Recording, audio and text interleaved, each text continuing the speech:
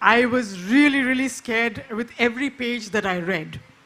So I want to start by asking you, Mridula, how did we get to this point? If you could, I know I'm asking you to sum up years and years of research into a few sentences, but if you could tell us, how did we get to this extremely precipitous point? Thank you, Labo. And I think we got to this point. It's like a broken relationship, right? Why do you get, how do relationships get broken? Usually share two elements. One, you stop understanding the other person. And second, you don't value the other person. Same thing with water. Once upon a time, India really understood its water, right? It's a variable, volatile water. It's like having a prima donna in your backyard. And you don't treat a prima donna like you treat grass. Right. Right? Sure. And we've forgotten its volatility and variability. So instead of growing rice in Bengal and millets in Punjab, we grow rice in Punjab, right? And we've forgotten its variability. So things like forests and tanks, which could have helped soothe the variability, we've forgotten. And why did we get here? Why did we forget this? I think it's sitting in this backdrop. I think our colonial history has a lot to do with it. Before the British came, or rather when the British came, they changed the taxation, right? They said, look, you're paying a lot of tax. And even though you're paying the tax in kind, you're paying a lot of tax. So why don't we reduce the tax, but make it a cash tax and make it a fixed tax, right? But a variable tax paid in kind worked with the volatility of India's water. But a fixed tax paid in cash made farmers say, you know what, I need to grow something that I can sell for cash. And you started growing the cash crops. Right? And the other change there are two other changes that the British made which are very, very important. Tanks are managed by communities, right? The desilting, the building the bunds, tanks are lakes, by the way. And they're managed by communities, sustained by stories, local stories. But the British said, you know what, it is for the ruler to provide water. So canals, dams, which gave a fantastic return on British capital, by the way. Okay, that was kept in the background. But it is for the ruler to provide you with water. So water from being everybody's responsibility became the responsibility of the ruler to provide. So we were sort of disempowered in a way, right? So community gone, crop pattern gone, and we were taught to believe that technology could overcome the variability of India's water. Right. And I think the water is beginning to reassert itself. Mridula, I just wanted to understand, your book is fantastic and everybody must read it and is just so hard-hitting. Isn't India far too large a country not to have regionals? The problems of Rajasthan are quite different from the problems of Arunachal. Absolutely. Not regional. I think one size doesn't even fit a single city. Single city. Yeah. So can you generalize on? Not at all. Not at all. I think the whole point of the book is if you make water your own, right, strategies from street to street will differ. Sure. And they'll be more effective. Like, the pressure points if you live in an apartment complex. Who's the troublesome person? Who may support your, so the levers to press. And I think if we can just go back to the pre-British mentality of it's communities that matter and you are responsible for your own water, we'll be in a more secure place.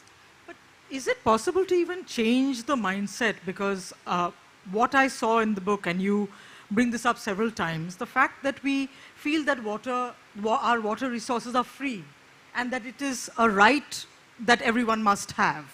When you start charging, that's probably when we're going to value it more. Okay, so what for me was really interesting, is if you go back in India's history and if you look at what Chanakya wrote about. Chanakya is this very interesting person. He said, you know what, vice is wrong, but it's really profitable. So let's tax the crap out of it, right? And what he wrote about water is, he writes extensively about water rates, right? So water was never free, but it was paid in either kind, which is crop, or paid in labor, right? So this water is free is a very, very modern 3-decade kind of development. The second thing he said is, and that's very different from how water is priced today, is the rich paid more. Right? So the rich farmers paid more. So if you accessed water using technology, you paid a greater share of your crop. Today, wealthy farmers get free electricity to run their bore wells, whereas poorer farmers look to the skies, which are becoming more and more volatile by the day. Right. So it's really flipped on its head. You know, the other thing that really jumped out at me through several chapters in your book was the fact that we don't, and you did briefly mention it, we don't grow crops as per our climate and our water availability. And Maharashtra, where I now live, we've seen this year after year, crops fail. It's certainly one of the factors that pushes farmers to commit suicide. How can we go about changing that and make people who live in the drier climates understand that they're better off probably growing millets rather than rice and wheat? Is it possible to even do that? Is it purely economic? That's a good point. That's a very good point. Why ask a farmer to grow something for which there is no ready market for? Okay. Right? So every farmer I spoke to, and I spoke to a group of farmers in Punjab, and they said, you know, we don't eat rice in Punjab, right? Except we grow it and we export our virtual water. You know, you're growing a crop that takes over 1,200 millimeters of rain and growing it in a place that gets 400 to 600 millimeters of rain, right? And exporting that water. And it has to do with our procurement policies, right? So you asked me, do we need regional policies for India's water? But we have a one-size-fits-all crop procurement policy, right? So unless the procurement changes and unless what we choose to eat changes, you know, you're not going to get a change in the growing patterns. They say that the genesis of the Punjab problem was Green Revolution, right? You had so much money coming in. Then the size of the crop started dropping. So when you had a car, you had to go back to a motorcycle. If you had a motorcycle, you had to go back to a cycle. How much truth is in that? Well, It's a political question, but... it is. But you can speak freely, it's all right. No, the problem again goes back to the British, right? So if you go back to Punjab 4,000 years ago, and you find evidence of crop patterns, and I've talked about it in the book, like in terms of what the Indus farmers grew. So they primarily grew millets, right? And they changed, their winter crop was wheat or barley, depending on how the rainfall was. So there is a study that basically gathered hundreds of seed samples from across the Indus Valley, you know, dated it, and found out that farmers changed from wheat to millet, depending on, wheat to barley, depending on how the rainfall and the local water availability was in a given period. So crop matched water. And the British came. And I don't think the British have changed any other place in India quite as much as they've changed Punjab. Right. With the canal colonies that came in. And they said, you know what? Your local water availability doesn't matter. Man's ingenuity, technology can make a difference. Overcome it all. Yeah. Right? And there was always this thing of European engineering would be better. So the canals came in and forests, which are like gelatin stabilizing India's water, were cleared, right? And the cleared forests were used to build the railways, which carted the produce out. Yeah. So all at once, the geographic, the local water of Punjab didn't matter anymore, because you had canals bringing water in, right? And you had railways carting the produce out. So the crop pattern changed to what the empire needed: cotton, wheat, right? Cash crops, which could be exported. That seed came in there. Then when you came to the Green Revolution, let's set the stage for Green Revolution, right? India has one of the most variable waters in the world. Back-to-back droughts in 64, 65, nation starving, living on ship-to-mouth based, begging for American wheat. You needed to be food independent. And with the Yeah. Bakra-Nangal canal coming in, water seemed plentiful. Fast forward, the first part of the Green Revolution, yields went up, everybody was happy. But then you reach the end of the road. Right. And then the political consideration came. You know, going from a car to a motorcycle is not easy, is it? No, it's not. So it's economic, partly. It's entirely, Entirely economic. it's Entirely. entirely Yeah. economic. And you know, if you look at the 90s, again, what can the ruler provide? You can't. Electricity, Yeah. free electricity. And then you start going deeper and deeper and deeper into the groundwater of Punjab because you get free electricity and you know you have to go deeper because the water is running out. Because you're growing a crop that requires 1,200 millimeters of water, rain, in a place that gets 500 to 600 millimeters of rain, 400 to 600. And I mean, in the So footnote, if we logically extend it where there is, let's say Assam, where there is so much, there is rain, but crop patterns and government patronage, has there been any difference made? Has anybody done anything about it? Why don't you answer that question, Bikram? Because we've been having very interesting discussions outside. Yeah. Please answer that No, question. I'm saying that as far as I'm concerned, it's, you know, everything is up to the gods. The government has no real plan. And even this half-hearted attempt of procurement and farm laws and all that is not well thought through. Everybody is there for survival and survival for today's sake. Tomorrow, what happens, we will see. But in Assam, for instance, you have cut down all the forests. You're cutting down all the forests. You're cutting down all the tall trees. And by cutting down the tall trees, you are also losing regenerative powers. So there are no hornbills to regenerate forests. There aren't birds which carry seeds from one part of the forest to the other. So is the government just not interested? Is it just Ram Bharose, as we say in India, that, you know, leave it to God and we'll see? okay, we'll get the one thing that, you know, there is a whole chapter of the politics of water. Yes. Yes. And the sad truth is, we talk a lot about water and how it's a burning issue, but it doesn't translate to voting patterns. Yes. As study after study shows. Okay, so there was a Chennai water crisis, right? Which Leonardo DiCaprio Tweeted about. he put Yeah. a message on Instagram, only rain can save India's water. Madurai Right. also went Yes. through the same drought. Nobody cared about Madurai because nobody cares about smaller towns. And in that drought, we went and asked 900 people, would you vote on water? And most people said no. So unless it's a voting issue, don't expect meaningful policy. And if you don't have, I mean, I think it's an unfair ask to ask our political leaders to legislate on something that they're not going to find political victory in. So what I hear you saying is, and this is something that we do quite easily, we blame it on policymakers. We say that policy should lead the way for change. But what I hear you say is that perhaps that's not the way to go.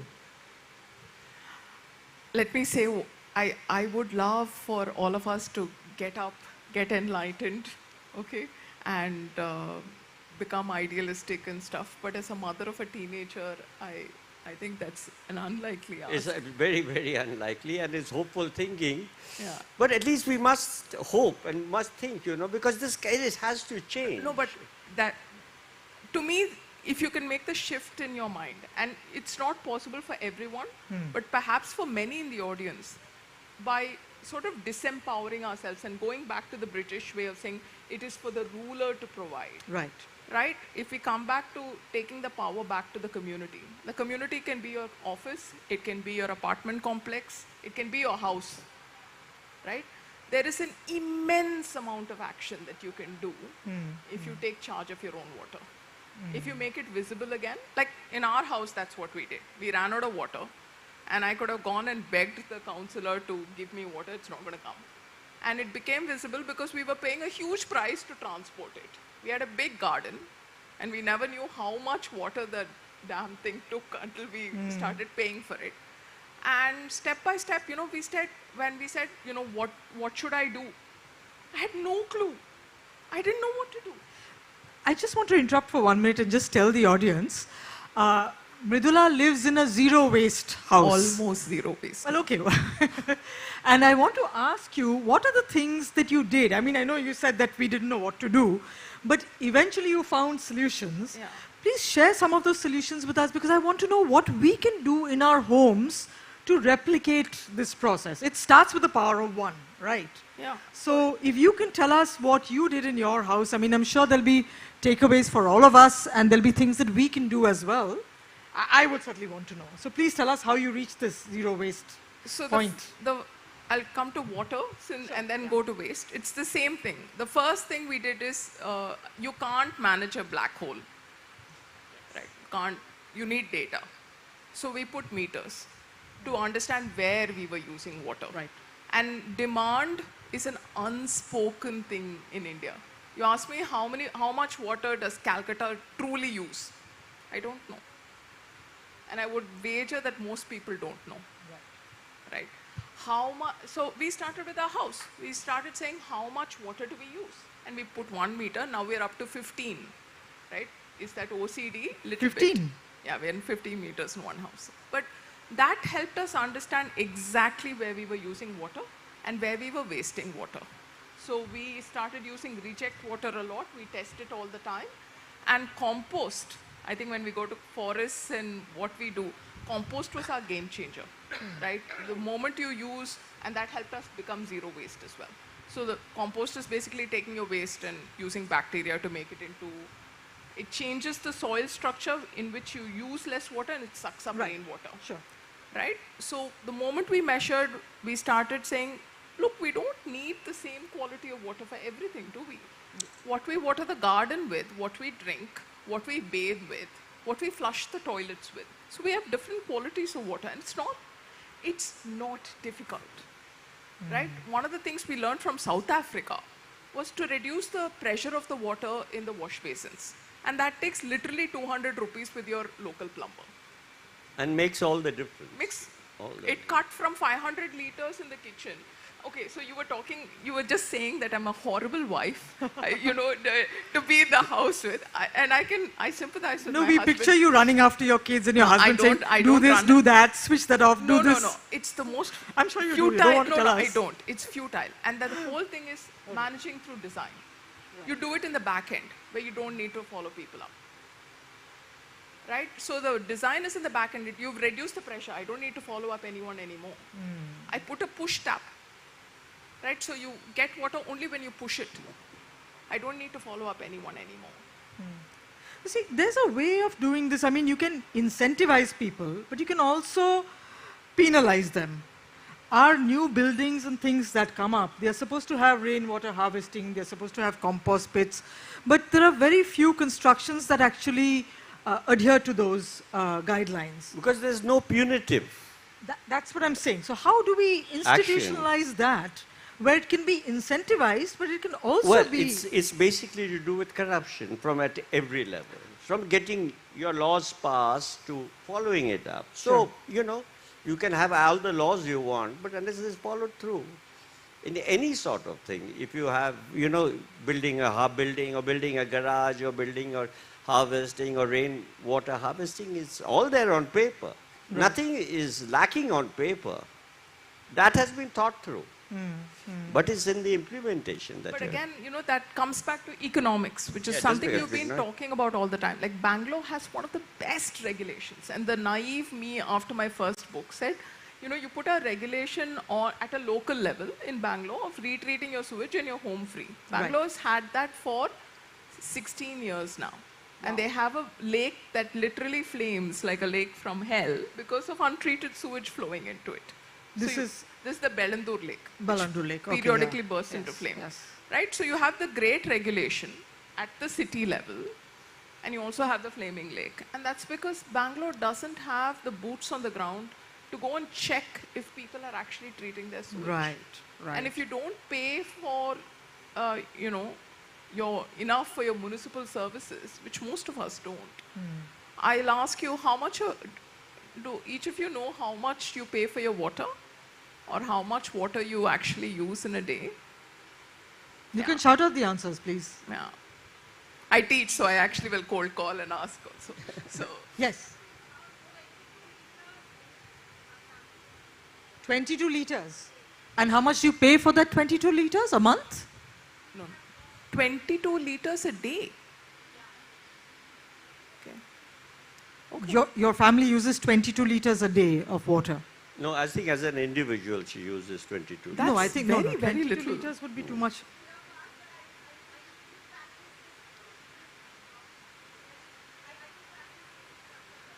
Okay, that's wonderful then. Then you become the force for change, because seeing and believing is a really Is important something. thing. But 22 liters is amazing. Right.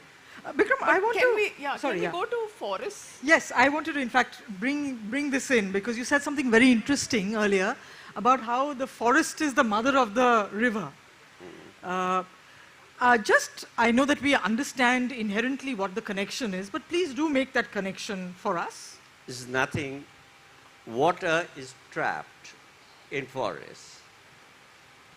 And if you have no forest, you have nothing to trap the water in. So if you go to, let's say, Cherrapunji or Sora or any of these places which have the highest rainfalls in the world, the water comes down, it goes down the slope, it goes on to the rivers, and then is finally swept into the sea. So there is nothing to hold it. And therefore, a bucket or half a bucket of potable water costs 50 rupees. And it's just about potable. In the summer. In summer. So that is all. And the way that we are cutting our forests in the northeast, or indeed wherever there are forests, the parts of Rajasthan which have no forests, the parts of Punjab which have no forests. But the places like the northeast of North Bengal or Bengal have forests. And the rate you are cutting down, and it is a social, political, religious, forest department, police, political nexus. Because, timber, a tree, costs 5 lakhs, 6 lakhs at the basic level. When it goes down to the retail level, it goes many-fold. Right, right. So why should I not do it? If I want to cut it invest down, in business, you mean? I should Yes, do it. of Invest course. in that, whether I break laws and exactly what is happening. Right, right. And the politicians and others always need money, so that's what they're doing it. So Yeah. Sorry, Mridula. And I'll actually say, look, the problem of forests in India is both a problem of a lack of understanding, right? Wherein most of us wouldn't know. I didn't know before I started getting into this that forest was the mother of trees, Yeah. right? It's a wonderfully held secret. There's a lack of understanding, and that translates to a lack of imagination. Right. If you look at the valuation of the forest, so if you wanted to divert a hectare of forest to build a dam, or build for a mine, or a road, or a school, or a farm, 60% of the value of the forest is in the timber value of the trees. So we're still back in colonial period. We are literally missing the forest for the trees. And the mother of water, 3% of the value of the forest is for hydrological services. Wow. And there's a lack of imagination. We were talking of bird watching, right? We don't get value out of that. And there are nations which run their economies on wildlife viewing. Of course. Africa, Namibia and all that. On a gorilla. You go and make a whole industry out of it. And all it takes is imagination. A little bit of thinking out of the box. Yeah. In India, what is there? We have so much wealth and diverse wealth in different parts of the country, and we only have one obsession with us is tigers, and tigers are going down. There are 1,700 tigers left, and you see them in half a dozen places and you're delighted. I will say I'm a die-hard tiger fan. I'm sure you are. That's not a bad thing, right? Because, No, but actually I do want to... Yes. But there are tigers outside Kanha, Bandhavgarh and Ranthambore. Right? If you look for them, why should you go there? Now people are there. They go to Nagpur, Umre, smaller places where they're full of tigers. But there are no 5 stars hotels, there's no air conditioning. There are no guides, there are no There are no rides. guides. To get there is impossible Yes, to do. yes. So these are logistic problems which people have to deal with. But there are die-hard people who can go it. But the trouble is that die-hard people who really want to go can't even afford to take a train to go to these places. And if you want to create value from forests, like, okay, I want to keep the forest safe, right? I have to create cash flow for the local Yes. economy. You Otherwise, have to. why You are have they? to. Why would they care So about through keeping the tourism and forest? things like that. is No, what you you're have is to a saying. make great them place. stakeholders in this whole Exactly. business. Right. To And- preserve the forest. To preserve a forest, you don't need rocket science. You just guard it and it grows itself. And you know, like bird watching, I think earlier statistic was 15 billion. American bird watchers spent $15 billion a year. A year. This was an old statistic. Why can't we do this here? No, the Royal Society of Protection of Birds, which is the largest NGO in the world, 1 in every 40th person in England is a member. And they leave the estates, they leave their houses to the RSPP. But Bikram, I want to actually take a step back and ask you, wildlife, marine life, bird life, this is almost collateral in our battle to save and protect our water bodies, water resources as well. It is. And we were talking earlier about the river interlinking project Yeah. that is going to submerge large parts of the Panna Reserve. So the tiger will find, or for instance, the flooding in Kaziranga every year. Tell us about certain species that, for instance, certain species of birds that may have disappeared or reduced in number because of disappearing water habitat. Well, the first thing that comes to mind is the Great Indian Bustard, which is India's largest flying bird. Sure. There are various statistics, but even the most optimistic of them, which is the government one, keeps it at 150 birds. 150 birds means it's in the departure lounge, you know. It can happen. In my own assessment, there's only 50 birds. Really? Now, it's a difficult breeder. It breeds every 2 years, lays 1 egg, has only 30% chances of eggs being, and there's no record of artificial breeding. I mean, other busters are bred, but the Great Indian Bustard is very, very... So, added to that is now this big, what you call the windmill problem. They're crashing into windmills. Windmills are this thing, which is alternate way of energy producing is important, but we have to use our brains a little bit to see what are the ways that we can circumvent these problems. No, but the reason I wrote the second book was precisely that, right? If you enter a climate change conversation, it's all about carbon. Right. It's only about cutting emissions, right? And that's important, I agree. But in India, which is one of the most vulnerable countries to climate change, water is, it's about adaptation because we've already crossed climate thresholds. And when you talk adaptation, it's water. It's, I mean, and we don't talk about it enough. In climate change conversations, when I say we should perhaps also bring in water, it's almost like a bad word, right? And that's precisely the kind of thing. Emissions are important. I mean, the factories I work in own windmills, but we own them in places which don't house the Where it's bustard or feasible anything. to have them as well.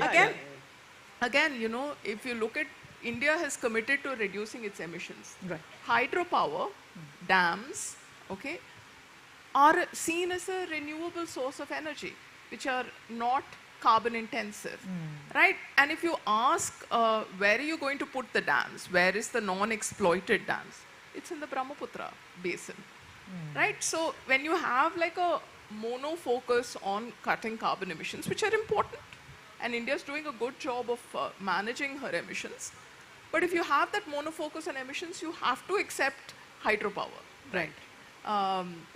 Even though hydrologically, in the Brahmaputra basin, it may not be the best way to go. Also that, you know, if you do it in the Brahmaputra valley, you build all the dams there, the benefits are downstream. What happens to the man on the spot? Yeah. There is no opposition to any dams in the northeast. I mean, as it is, the big dams has been discredited. There is no opposition by men. there is no movement of saying that you must stop this dam here. All of Arunachal is going to be underwater.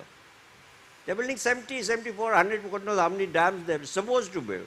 No, China, just a few kilometers from the line of control, China's building a dam which is times the size of the Three Gorges Dam. And what frightens me is that that's one of the highest risk of earthquakes. And that region has seen earthquakes transform. We were talking about the Ganga earlier. Yes. And, you know, when you have a dam and you have a reservoir, you put, imagine, you know, thousands of, you know, cubic meters of water, tons of water putting pressure on that fault line. Right.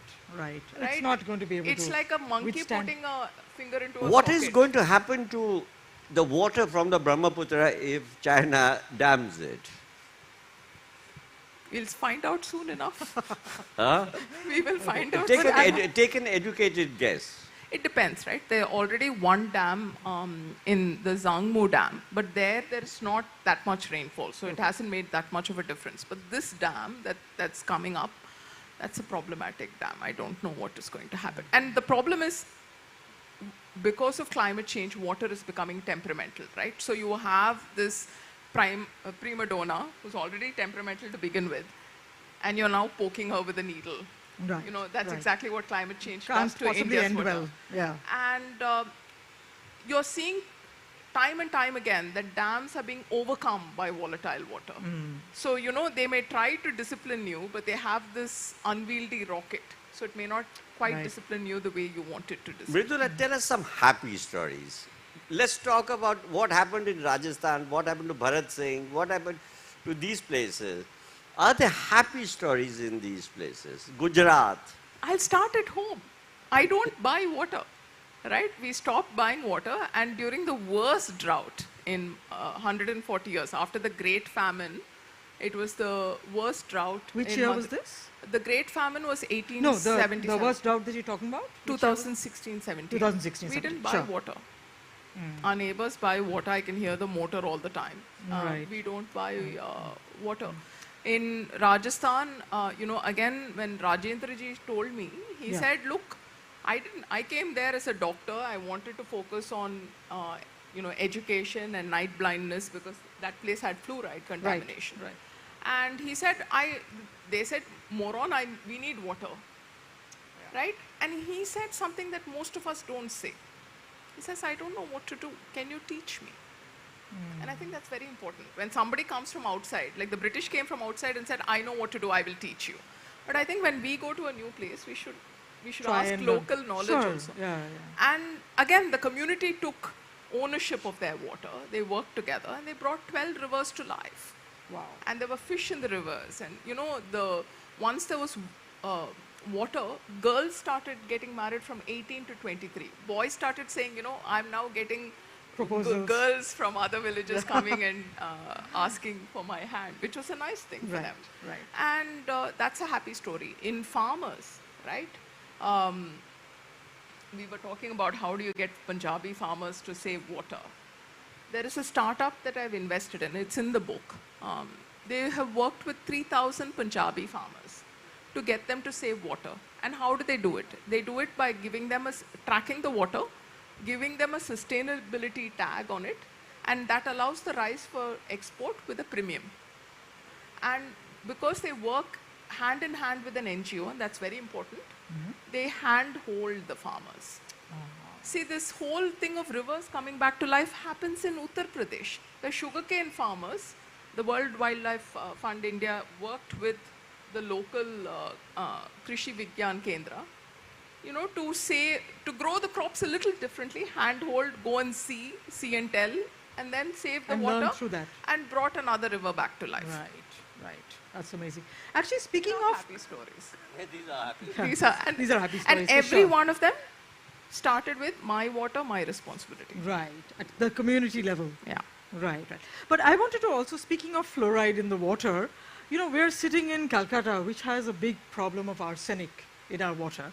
We ingest it in various ways. We drink it, it comes through our crops, it comes through the other things that we eat. What is a possible solution to overcome this? I know that lots of people have tried to treat it, fix it, and There's only one solution. It will take place. In 12 years, all of you will be underwater. So that'll be the end of your fluoride and other now we may be problems. floating in arsenic rather Yes, than Sundar ingesting Bans it. is on his way to you, and you will be all underwater. But other than that, seriously, don't discount it. It's a serious problem. No, I don't. And ask Mamta, what is the government going to do about it? These are the kind of problems that the government of India has to solve. It's an individual, it's very difficult to solve. What are we going to do about it? What is the government going to do it? What is the help they're going to, because they're the largest NGO or the largest ability to handle this kind of problems at this level.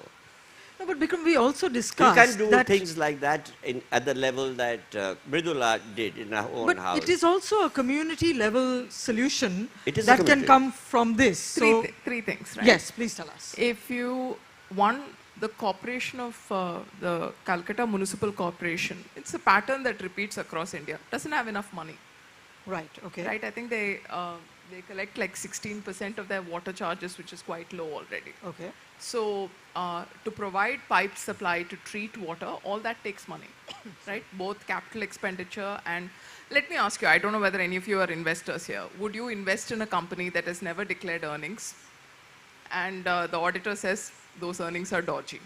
Would you invest in that stock? No. So a lot of municipalities are not able to gain money to make the investment.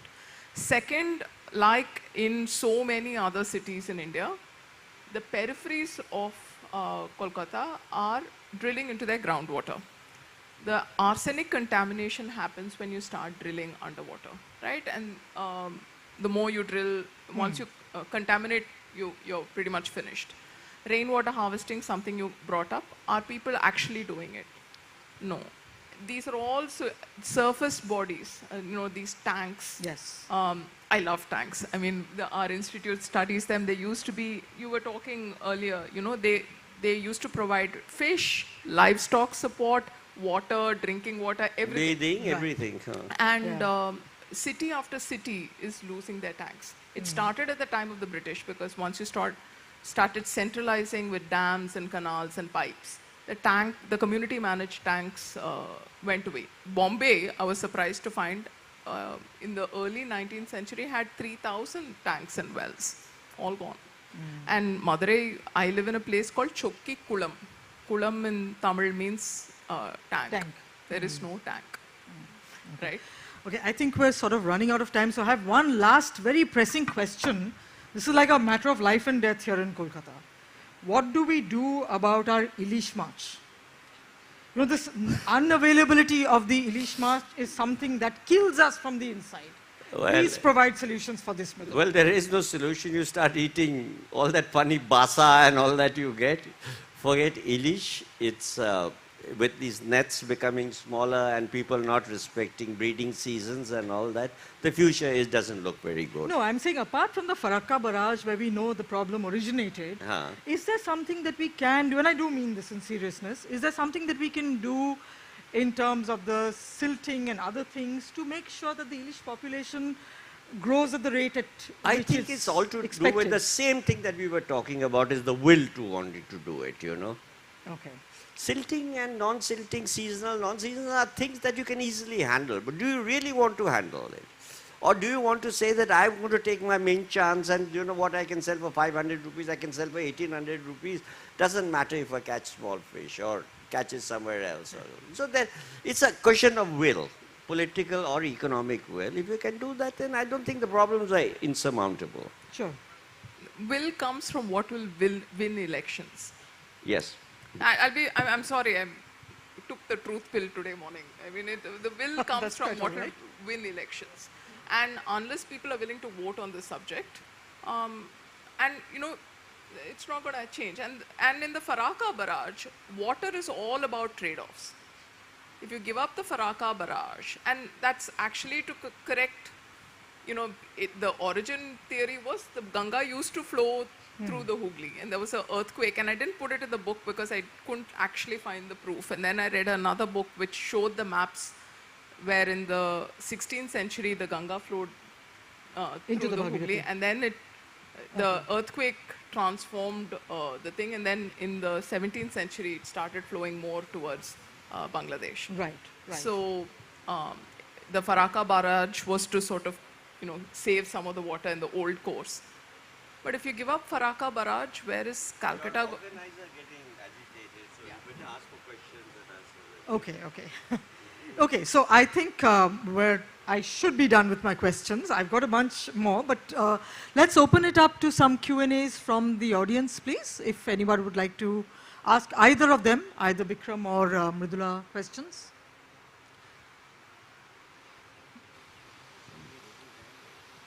I would like to know if it can be made mandatory for new buildings to provide for rainwater harvesting and solar panels. Can it be made mandatory for all new buildings, just as the way they provide for fire escapes and lifts and all the rest of it, if the corporation or whoever gives the permission were to make it mandatory for every promoter? I think it is already mandatory for people to follow a certain amount of rules. But there is no... But not about solar panels and rainwater. Yes, I understand you can refine that. You have solar panels, you can do lots of things. It needs a lot of improvement. But the important thing is that how important is that 500 note you're going to slip under your application? No, it's to the man who receives it. But it's also, people don't, like, Tamil Nadu has had a mandatory rainwater harvesting program for many, many years now. When my institute went out and asked we studied 2,000 households over 3 years, over 50% of houses don't have a functional rainwater system, right? And when you push them and ask why, a lot of people don't understand why they need it, right? So there is some education, there needs to be boots on the ground, right? And you don't manage what is free. Okay. Yeah, the media along, the media has to be a partner to this. Yes, of course. To disseminate this information, because the media is not interested normally. Labo, but I think if take note of what she's saying. I don't know how to answer that question because we do write quite a lot about it in the media, to be very honest. You need sustained coverage Yeah. to bring about change, and it has happened. And don't worry, climate change will make sure it starts happening also. I just hope it happens sooner rather than when it's too late. Okay, we had some, Bachi, I think you had a question? Okay, fine. I think there are two questions. So, No. Thank you, Mridula. You were at Lit Fest, and this was the Times of India Lit Fest in Mumbai, and we had the entire theme was on water. So, on the question of media, please stand corrected. We do try to change. Okay. Now, my worry was what you said, Mridula, where you said, I have a teenage daughter and I know it's hopeless. But I think the whole solution is going to be with younger people. We've seen it happen with fireworks, with the way Ganpati idols are made, because the future is theirs. So I think if you kind of were to put enough pressure at the school level, okay, young people don't have votes, but they do have parents who do have the votes. And I think if you started there, because the future is theirs. And we've seen that they have succeeded in changing the conversation.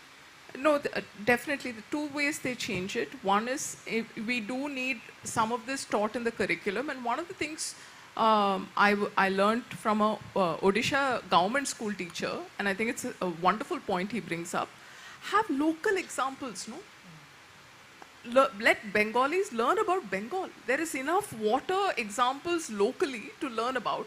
Learn about your local crops, your local festivals, local way of managing things. It'll really drive the point home, number one. Number two, I think companies are beginning to realize that the younger people want to work for sustainable companies, want to buy sustainable products.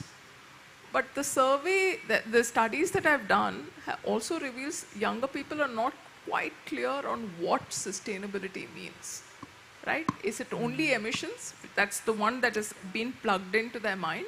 But is it also about water sustainability? That's less plugged in. okay. Sorry, we've got time for, I think, just one more question. That gentleman back there. Or Some can we yeah, take yeah, two, please Pratiti? ask The her. gentleman and this lady, both? Yeah. Yes, please go ahead. Hi, I run an initiative called Mritika Adi Talks, which is very nascent. I mean, we've just started. So I have two suggestions. Number one, Labonita, in West Bengal, the media has to be a little more persistent because the water is in a very bad situation. The other thing is we should start at the school level. I am a mother, as I was saying, in my building people hate me. I have, in spite of all that, I've started a small vegetable garden, organic vegetable garden. We've just had our first harvest. So it can be done. I've been talking to KMC. I spoke to a Times of India journalist who covers that beat. But at an individual level, it is very difficult to make so much of change. But I think the media has to be a little more persistent. And as you said correctly, ma'am, sustainability, it all started off. So I am talking to some schools if we could discuss what is sustainability, carbon footprints, and at least start sowing seeds. You know, in Shantiniketan, there was, at least used to be, in a festival called Rikhoropon, where you plant saplings. So if schools start that off, I think we could at least make a start. Yeah, we can take this conversation offline. Let's just one last question if there's, yeah, the gentleman. Hello. A long question, but still I'll try to keep it short. So we do see in films and books that there are stories about, like Kevin Costner's Waterworld, the world has gone down underwater because of polar cap melting. We see stories about, fictional stories where a politician is trying to create a monopoly over water, like keeping the fresh water supply and trying to, sell it off. How true, or like how far or are we close to this in reality? Read I think chapter you're- 24. I think you are dangerously close to the truth. I think, Mridula, you should be able to answer Mridula, that. please tell us a little bit about Yeah, chapter yeah. 24. Chapter 24 is what I think is This a is, plot. sorry, this is chapter 24 in her book. It's not a law. It's a plausible future, right? And I talk about we talk of pandemics. It's in our mind, right? And do you remember? I'll ask you a question. Do you remember what you were doing in February 2020? I'll tell you what I was doing. I was in Delhi in the airport, and there were 3 people, 1 Japanese guy, and 2 of us were wearing masks. Right? It was something. The virus was something happening in Wuhan, and 1 case in Italy. We are in the February 2020 of our climate change crisis. Okay, the wave, the wall, the second wave are all coming, and they're not that far away. He said Calcutta could be underwater. There are large parts of this area that could be underwater for some parts of the year. Right? There is what will happen to the sewage? We all talk about viral pandemics. What about a bacterial pandemic that has broken out throughout history? Right? And we don't have enough in our antibiotic arsenal to combat it. What will happen when the farm, Punjab runs out of water, which a high-level state committee said they will run out in the next 20 years? Will India be food secure? Not sure. Without Punjab, we can be food secure. It's pretty frightening and it's pretty close. Yeah. Right. Okay. I'm sorry we have to close the session now. But thank you so much, Mridula. Thank you very, very much, Bikram. It was really, really interesting to get all these different views. And I think there's a book signing as well. Is there? Patiti? Yeah. So there'll be a book signing. Mridula will be there for a bit. If there are questions that you'd like to ask her or certain things that you'd like to discuss, let's just take it to that session then, yeah? Okay. Thank you. Thank you very much. All right. Thank you, everyone.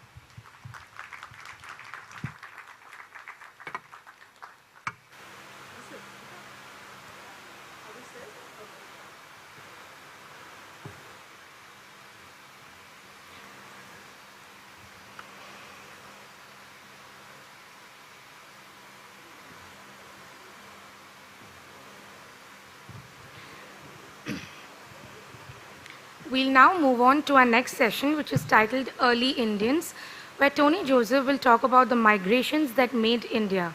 He'll be in conversation with Shujan Mukherjee.